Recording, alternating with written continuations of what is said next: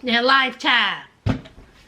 Lifetime, if you want to play with the big dogs, you're going to have to push out more than 4 episodes. Y'all, this new show, Prison Brides, only have 4 episodes.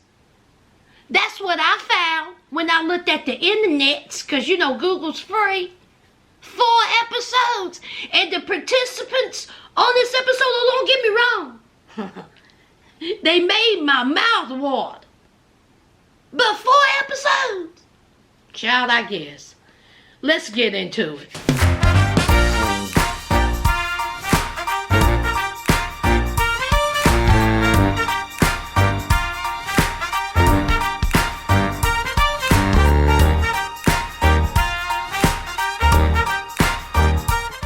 Hi friends, welcome back to my channel. Sass here. I'm here to talk about the very first episode of Prison Brides, child.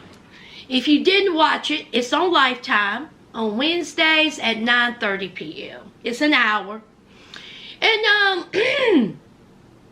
it's about foreign women who have found love with men in prison in the United States. And it's so funny to me how they think that their crimes that they committed is really, you know, no big deal. Like several of them was laughing about it. Laughing, you know, making jokes. Oh, he carjacked somebody? Oh, that's no big deal. Oh, he used a weapon? Oh, it's no big deal because every American has a firearm. See, that's what one of the participants said. Oh, he was young. Assault and battery? Oh, it's okay. It's alright. Burglary? Oh, that's what they do over in the United States. Punch me in the face and then just put a Glock in my face. In the morning, in the evening. Is that what they really think about us? That we're okay with said vicious crimes?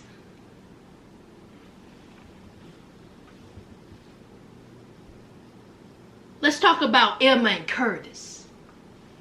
This is what Emma said. Emma said that she was in a violent relationship before Curtis.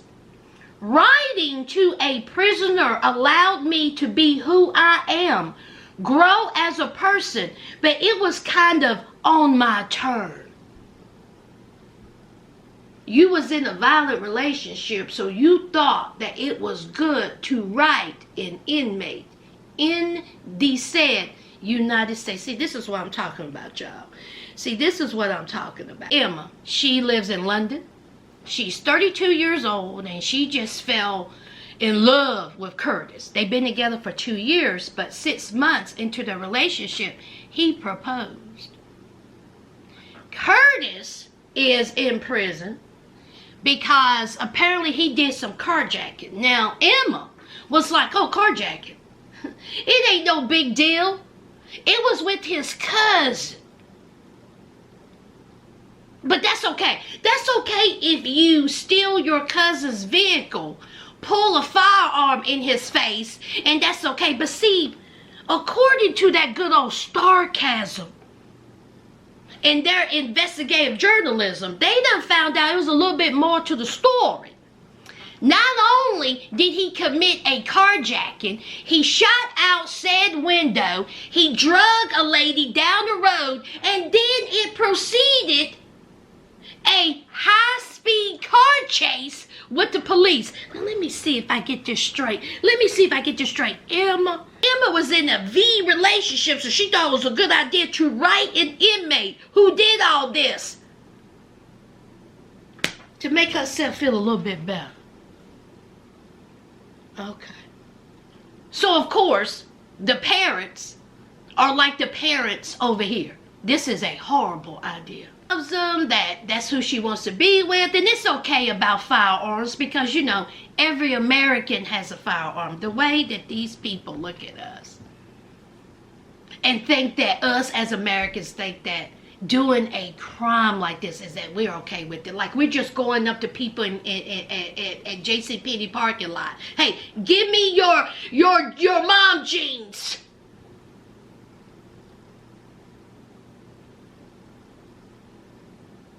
That's him. And I don't think I put down where he was living. Child, I'll tell you on the next recap. Let's move on. Savannah. Savannah is 29. She's from Germany. She's a midwife. And she became a pen pal. Now, she done met up with Joseph. He is doing 11 years for armed robbery and assault. She says that he has never asked her for money, that he's never asked anything from her, that she cannot wait to go over to the United States and see him. He'll be getting out soon, and I think he lives in Michigan. So she has done flown over to the United States. She is staying with his grandmother. His grandmother seems lovely. She seems like a lovely woman. She looks good to be his grandma. I think he's 30. And basically, the grandmother raised the majority of the grandkids. Joseph says that his grandmother adopted him. That his mama was out there in the streets. That his mama was out there, living it up. Meanwhile, his grandmother took care of him. And apparently she is the arc of the family. So she seems like a very, sweet woman who has had a lot on her shoulders. So, poor Savannah said that, he was very young when he committed, these crimes, and hopefully he's done learned his lesson, and she's going to be there to, grow with him and mature with him, and hopefully everything will work out. And I was wrong. It wasn't Michigan. It was Chicago. So she meets up with the grandmother. They go to a roller rink, meets up with the cousin, and apparently he is Joseph was a good skater. He could roller skate really well, so, okay. All right. Child, that's Savannah. These are pretty girls, pretty women. And I just don't understand how they dropped their whole life, leave their family, leave their jobs, and fly over to the United States to be with men who are currently incarcerated or who just getting out. It blows my mind, but we have seen it time and time again. Okay. But we've seen it in the United States. We haven't seen the foreign women that come over here. It's something else, y'all. Last and most definitely least,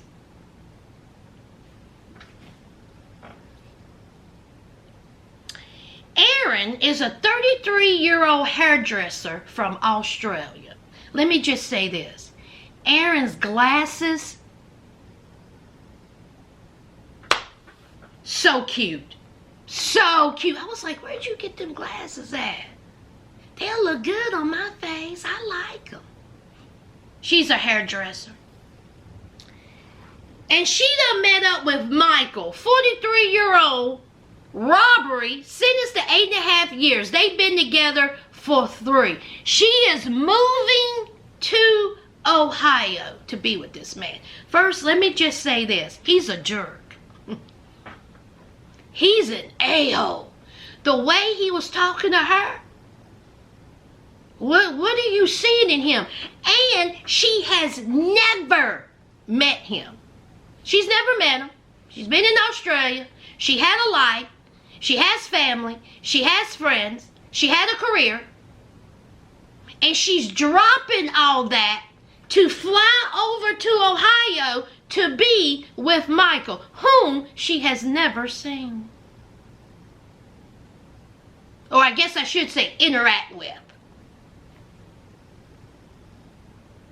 I'm missing something though, y'all. What am I missing? Oh, that's right. She's also a mother. Oh, yes. She's a mother, y'all. Did I forget to mention that? She dropped everything and left her child in Australia to be with a man in Ohio. She says that it was best for her child to stay in Australia while she goes be with the man of her dreams. Well, you got part of it right. Your child don't need to be around this man, especially in a minute when I tell you something, sisters. And you are leaving your child, good, to go across the country, to go across the world, to be with a jerk-off, because that's what he is. Now, as I told y'all before, Michael, who's 43, he is in prison for robbery and, all kinds of things. And so she gets to wherever she's at, and they're on the telephone, and he is telling her, listen, okay, I may have to go to a halfway house. What? You may have to go to a halfway house. She is losing her crap. I may have to go to a halfway house. I don't want to talk about it, don't want to bother with it. It is what it is. Don't be talking to me like this. I'm not going to listen to any of this. I mean, just the way he was talking to her. And then she is crying, talking about, I moved across the country. I moved across country. I moved across country. I moved across country. I moved across country. We know that, bubblehead. But see, what you didn't say at the end of the sentence is, I moved across country and left my child to be with you. While you sitting on the other end of this phone talking to me like I'm some piece of trash. I moved across country. I moved across country. I moved across country. I wanted to spend my first night or however how long with him, but see, now he may have to go to a halfway house. Do y'all not discuss this before these people get out? So it's time for him to get out. Okay, it's time for him to get out. And they're having a conversation because there is a delay. There is some paperwork mishap. He don't know what time he's getting out. He don't know if he's getting out on that day. Just a whole bunch of mumbo jumbo. Okay? And so she's trying to talk to him. He is steady. I don't want to talk about, I don't know what's going on. I don't know if I'm going to get out. This is effed up. This is effed up. She's trying to talk to him. Honey, he done hung the phone up on her. She gonna tell me about, well, you know I love you, Claire. This 43-year-old armed robber Michael, who looked like he swallows whole pumpkins. This is who you left your child to be with.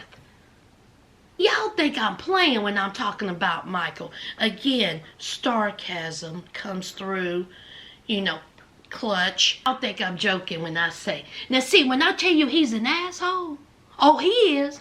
Not only is he a jerk off, not only did she leave her child to be with this man,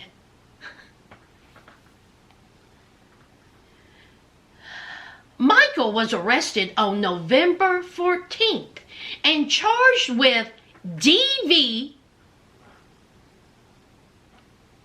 menacing by stalking, and disorderly conduct. All charges are misdemeanors.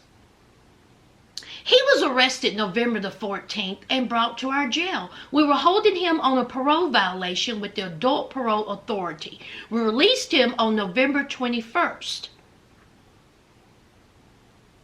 Michael is currently in custody of the Loran Correctional Institution and has been since January the 9th.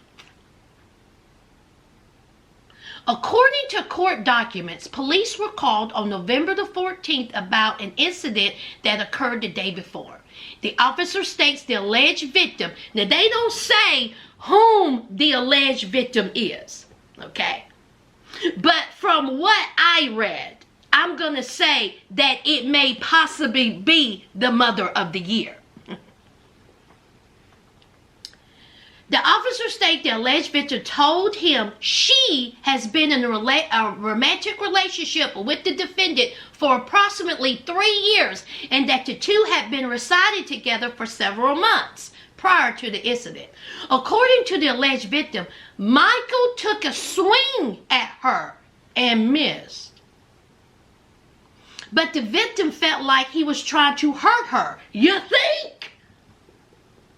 You think that he was just doing this? Get over here and give me a hug. Come here. Oh. Get over. Oh, child, I'm knocking things out of the whack. So, she felt like that he was trying to hurt her. Duh. After this, the defendant had driven his vehicle at her. I know you lied. So not only was he trying to swing at you and miss, he tried to assault you with his vehicle. He tried to run you over, but missed. See, it was a whole lot of missing going on. Thank the Lord. But this is whom you left your child for. Oh, okay.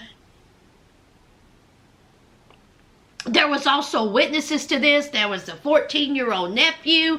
I think his brother was there. I mean, it's just a mess.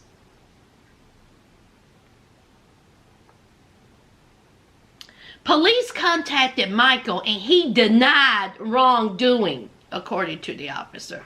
The address where the alleged altercation took place is associated with Michael's brother, Jeremy, who was also on the show because, see, when he got out of prison, she was there and so was his brother. We shall see. We shall see.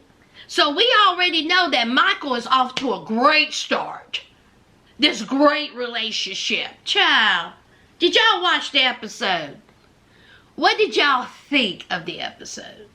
Okay. Y'all let me know. Let's talk about it. To my new subscribers, welcome to the family. And y'all know what to do. Don't forget to hit that like, comment, and subscribe. And until next time, friends.